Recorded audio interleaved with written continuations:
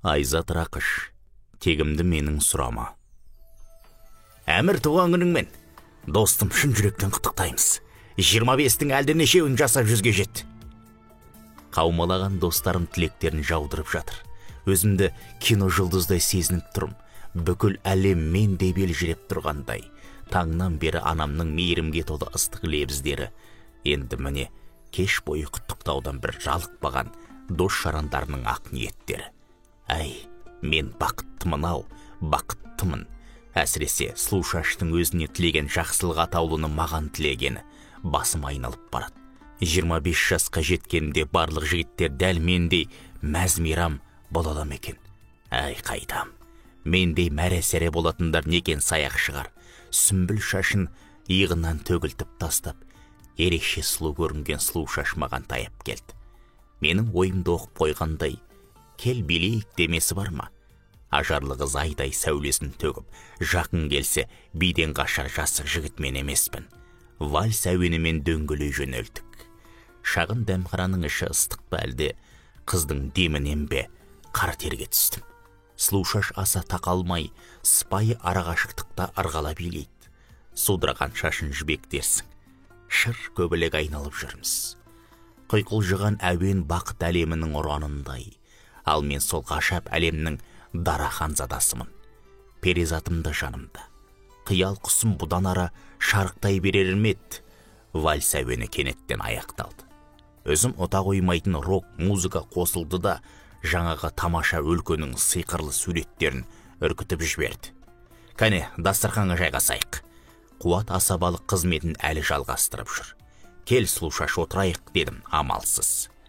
Әмір жақтырмайтын рок музыка қосылды.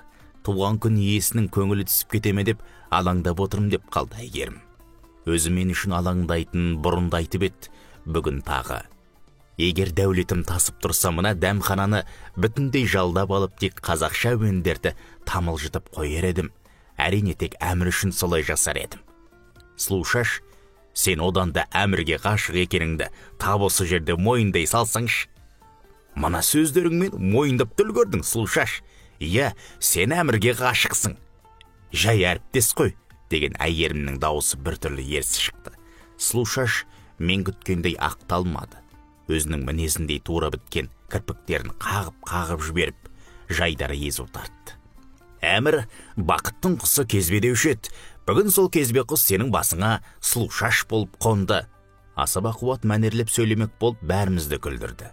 Мен кезбе емес, Қуат, мен тұрақты бақыт құсымын. Сұлушаштың үні тіпті сыңғырлап, күміс қоңырауда естілді. Әзілдесе отырып дастархандағы дәмге шаудай тидік. Ақыры дәмхана жабылар кезде бірақ шықтық. Тұрақты бақыт құсын қолтықтап дәмханадан шықтым. Өзге әріптестерім жөн-жөнмен тарап кетті. Туған күнімді тек Сұлушашпен жалғастырғым келді. Әттең, оның ата-анасы қыздарының тым кеш уақытта жүргенін қаламайды. Оны бірер отырыстарда байқағам. Сол себептен кермейғымды өзім үйіне дейін жеткізіп салмақпын. Қырсыққанда Алматы көшелерінде күндізге иін тірескен көлік кептелісі мүлде жоқ. Жеңіл машинамен зу етіп үйіне жетіп бардық. Әмір, думан күнің құтты болсын. Жүрегің не әмір етсе сол орындалсын. Сұлушаш күндегіден де нұрлана тағы да құттықтады. Сөйтті де ақырын ғана бетімнен сүйді. Көп рахмет бақыт құсым, сүмбіл шашым. Мен де оның бетінен сүйдім. Үлбіреген беті мақта тәрізді. Толқыныстан қыздың қолын жібермей ұстап тұрып қалдым. Қатты қысуға қимадым. Саусақтары сынып кетердей тым нәзік. Кетуім керек деп сыбыр еткен Сұлушаш үйіне қарай жүгіре жөнелді. Әйтсе де өзі орнатқан бақыт күйін жүрегімде қалдырып кетті. Кенет қалта телефоныма хабарлама келіп түсті. Сұлушаш қайырлы түн тілеп жазған болар, басқа кім болуы мүмкін? Жалма-жан ашып едім. Бейтаныс нөмірден келген хабарлама бір түрлі суық көрінді. 25-ші туған күніңді тағы да әкесіз атап өттің бе? Не дейін? Екінші мүшелін атап өткен кімнің ұлы деп мен толғанып отырмын. Бұл кім? Дереу қоңырау шалдым. Тұтқан өтірмеді. Сұлушаш сыйлаған шаттың әуені жүрегімді бір жолата тастап кетпесе де бір албасты тарпа бас салатындай қорқып кеттім. Дәл бүгінгідей шат-шадман күнімде мені мысқылдап отырған кім болды екен? Зәрлі кекесінге толы сөздер жатталып қалды. Кімнің ұлымын? Түнгі Алматы көшесімен зырлаған көлік тізгінінде отырып, осы сұрақты еркімнен тыс қайталай бердім. Ару қаланың сұлулығына сұқтануға да, тіпті сүмбіл шашымның жүрек жарды лебізін елестетуге де дәрменім қалмады. Санамды жалғыз сұрақ осқылап тұрды. Тілдей хабарлама тынышымды қашырғалы бүгін 3-ші күн. Көңілімді жұмысқа аударған болып жүрмін. Түскі үзілісте сұлу шашпен бірге тамақтанып, көңілім сәл де болса демделіп қалды. Оның жай ғана жанымда отырғаны жүрегіме көктем гүлін шашады. Әмір неге мазаң қашып жүр? Жүрегімнің әміршісі болған аруым жанымның жебеушісіне де айналып үлгеріпті. Әйтсе де оған сыр алдырғым келмеді. Жай жастық шақтың қызуы ғой деп әзілге сүйей салдым. Ол қызу саған қандай әрекет жасауға түрткі болып жүр? Тосын сұраққа өзім ойламаған аяқ асты жауап бердім.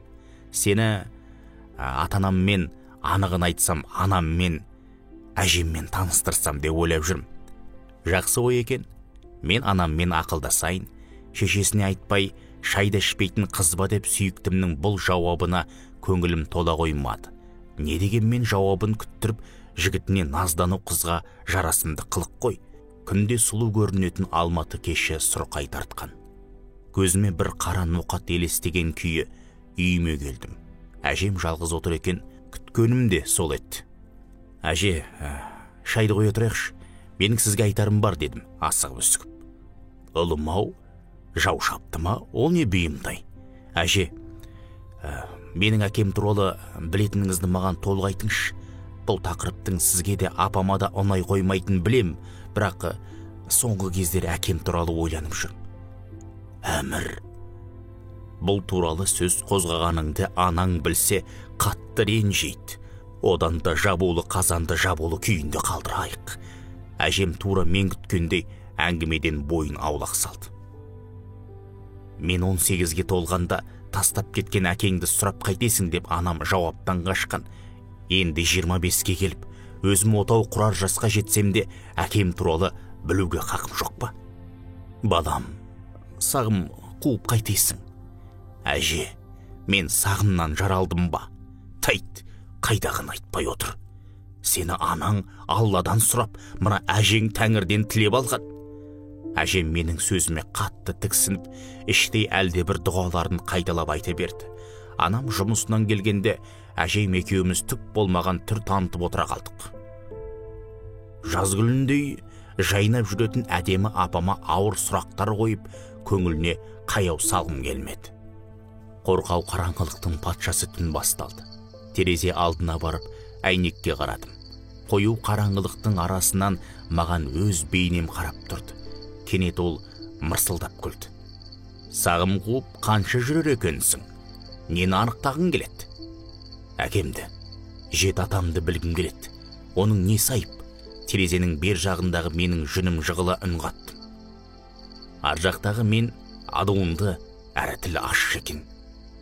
Ал, білгенді қайтесің. Осы уақытқа дейін әкесіз өмір сүріп келдің ғой. Анаң сені жетімсіреткен жоқ.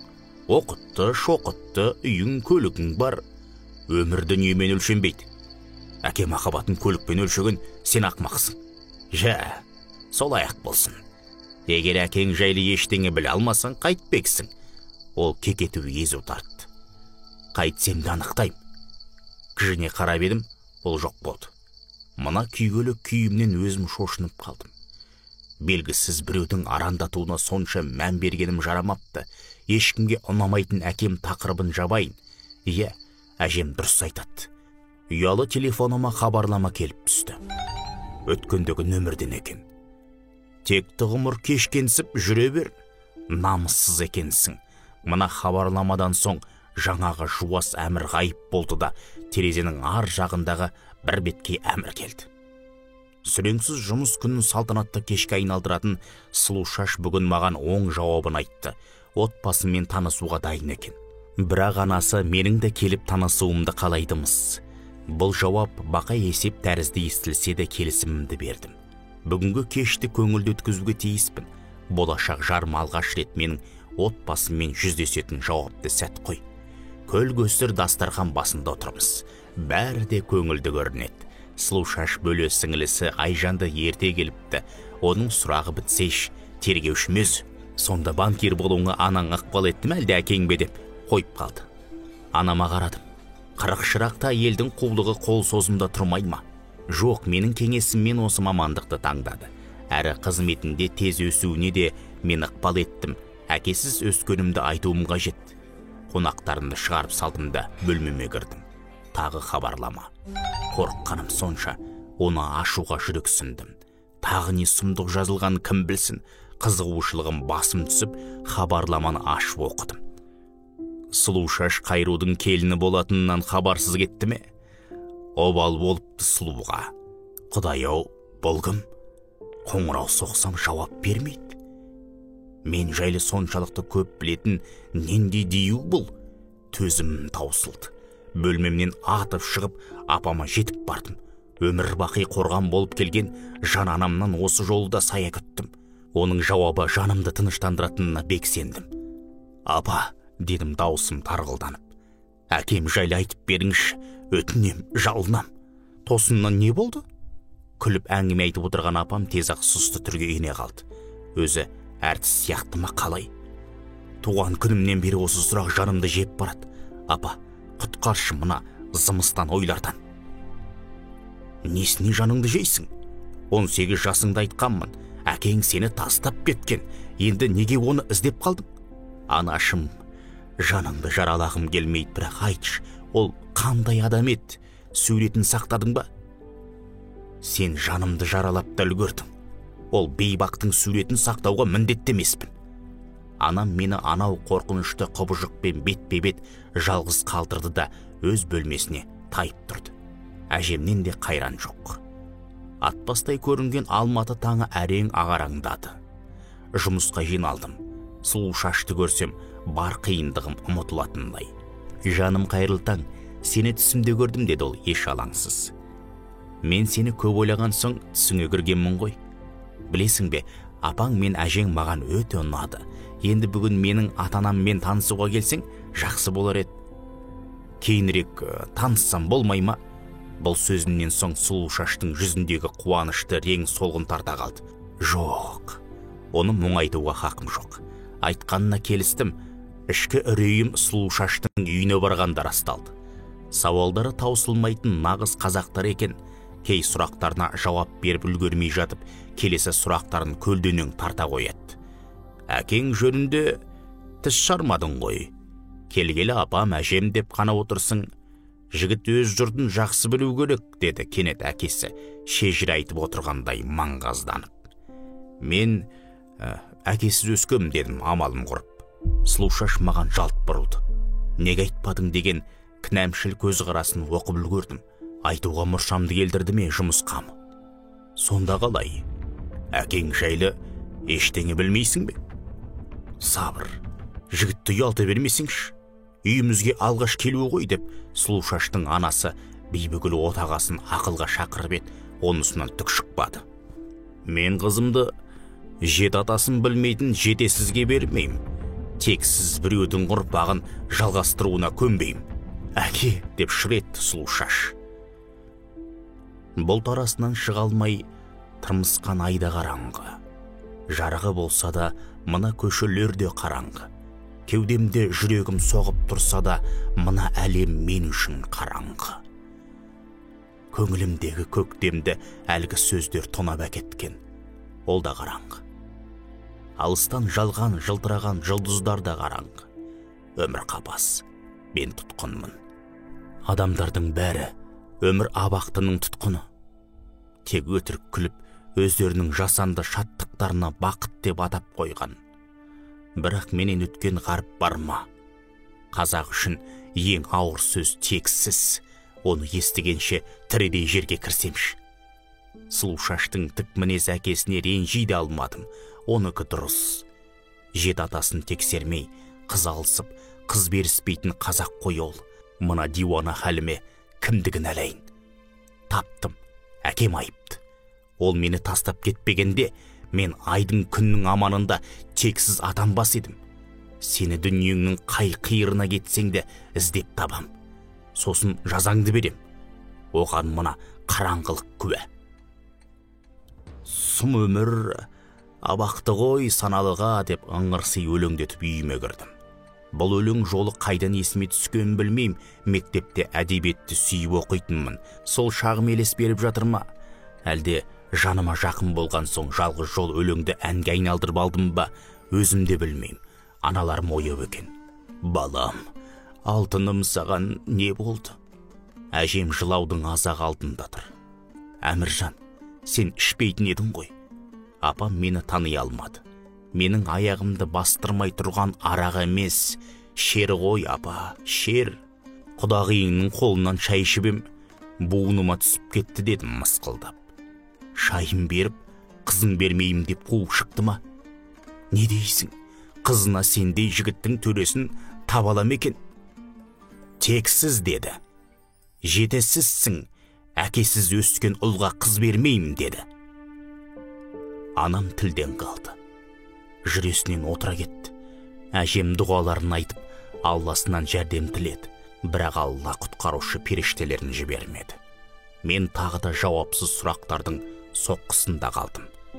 Адам 3 күннен соң тозаққа да үйренеді деседі. Мен де үйрендім. Сұлу шашсыз өмір кешуге, әкемнің кім екенін білмей аласыруға, тіпті анау құбыжық хабарламаларға да үйреніп, мойынсынып кеттім. Хабарлама жылт етті. Қараңғылықтан шығарар сәулеме әлде оқи бастадым. Әкеңнің жоқтығынан шаңғырағың құрылмай жатып құлап түсті. Енді не істемексің? Жоқ әкеңді іздейсің бе? Жоқ әкең деп не тантып тұр мұна құбыжық? Әкесіз сәби туылатын бет, әлде әкем қайтыс болған ба? Құбыжыққа қанша қоңырау шалсам да тұтқаны көтермейтінін білем. Сондықтан мықты болсаң, қарсы алдыма кел деп хабарлама жазып жібердім. Оған әлі ерте деген жауап келді. Кішкентай күнімде ойнап жүріп құлап қалсам, бірден анама жылап баратынмын. Ол мені ыстық құшағын алып, еркелетіп, қалайда жұбатып алатын. Бүгін дәл сондай күйге түстім. Жігіт болсам да көз жасым кірпігімнің ұшында тұрды. Үйге кіре сала анамды қатты қысып құшақтадым. Әжемді де құшағым алдым. Көзімді ашқалы көріп келе жатқан қос анам менің ағыл тегіл жасымды көріп, жандары мұрындарының ұшына келді. Апа, әже, құтқарыңдаршы мені мына азаптан. Біреу менімен қатыгез ойын ойнап жүр. Әкем туралы сандыра хабарламалар жібереді. Сұлу шашты әке шешесі менімен араластырмай қойды. Қараңғылықтың қапасынан құтқаршы, соны бақытты күндеріме оралғым келеді. Балам, сабыр етші, деді анам оқыстан салқын үнмен. Жоқ, сабама түсе алмайым. Күнде жүрегімді сыздатқанша, бүгін бәрі аяқталсыншы. Мен кімнің ұлымын? Руым кім? Қазақтың да өзі. Өзім үшін сонша қымбат қос қимасымды аямадым. Өзім шілдігім жеңді ақыр. Әжем аузын басып, еңкілдеп жылап тұр. Шешем әкемнің өлгенін естіртердей түнеріп алған.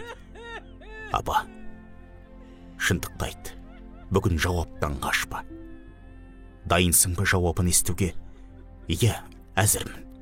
Гүлжаз, қой айтпа. Әжем екі қолы ербеңдеп ортамызға түсті. Қашанғы жасырам, қанша уақыттан бері алқымынан алып болды. Айтып құтылайын, ар жағы бір Аллаға аян. Иә, айтып құтыл апа. Мен сені жасанды ұрықтандыру жолымен туып алғам. Түк түсінбедім. Әкемнің тастап кеткені қайда? Жоқ, ол өтірікті сенің көңілің суысын деп мен ойлап тапқам. Бірақ сенің тыныштық алар түрің жоқ, ақыры білдім. Нені білдім? Әкесіз қалай туғанмын? Жасанды ұрықтандыру орталығына барып, қызмет ақылары үшін төлем жасадым да, ұзын бойлы қара көзді, бұйра шашты деген сипаттамалы ұрықты таңдадым. Сөйтіп сені өзім үшін туып алдым. Өзім үшін деген не кесел апа? Кәрі қыз мылжа кемпір болмай ма? Күйеуге шықпаған соң жалғыз жүре бермейін деп, өзімнің болашағымды ойлап сені дүниеге әкелдім. Қандай болашақ, кімнің келешегі? Жаным аласырып тысқа ұмтылдым. Жолыма кедергі болған анамды өмірімде алғаш рет кеудесінен итеріп жібердім. Әлбіп келем. Бойымда шалажансар жаным бар, ойымды зіл қара тұман басқан. Жанымды тас түнек еңсеріп алды. Түнерген мылқау әлемде иненің жасуындай да сәуле қалмады. Тұлдыр кеңістікте құр тырбыңдап келем. Ақылым адыра қалып, қайран жүрек қана қалды қалтырап. Кімге екен белгісіз мұң шаққым келді. Осы ой сүйрелеп, абай ескерткішіне алып барды. Ескерткіш түбіне құлай кеттім. Ұлы баба, қазақпын деп өмірге ішкен балаңмын.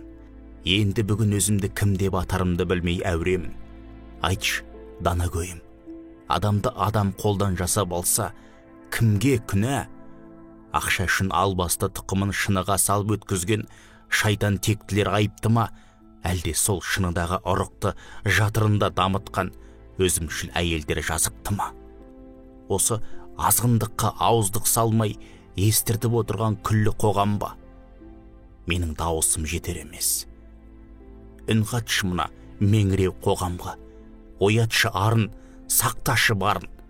Дәл осы сәтте бүкіл жаным нағыз әке құшағын аңсап тұрды. Ал абай ескерткішінен жауап болмады.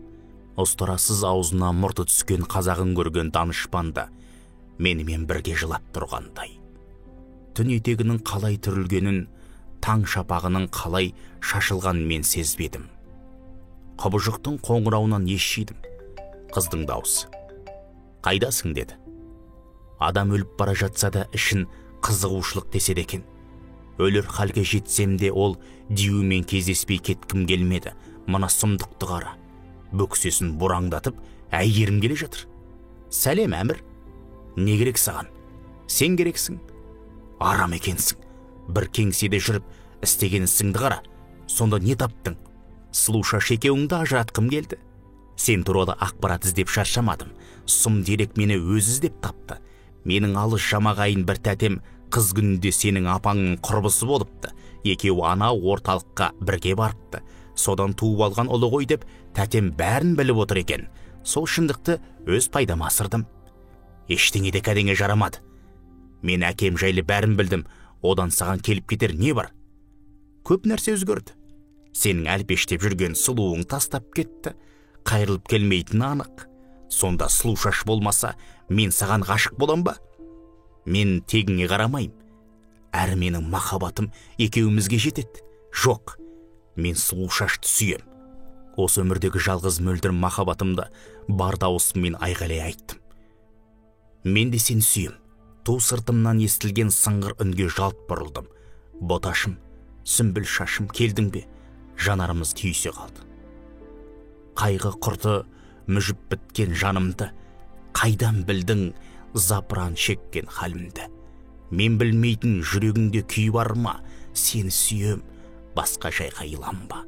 Сұрама менің тегімді, білмей-ақ қойшы елімді. Қазақы жаның, тілің бар, кем тұтам қалай өзіңді. Тегім жын, ал анам қазақ. Содан да өмір толған азап. Жын бол, мейлі пер бол, жүрегімнің мәңгі үні бол.